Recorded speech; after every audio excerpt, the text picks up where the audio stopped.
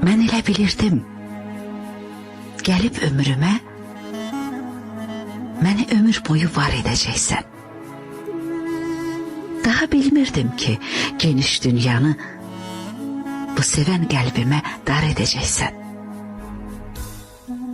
Deyirdim, Allahım səni yetirib, ömrümə nur saçıb çiçək bitirib. Axı nə biləydim, qışı gətirib, qara zülflərimi qar edəcəksən. Yaralı ürəyə vurursan yara, salırsan sən məni görünə hallara.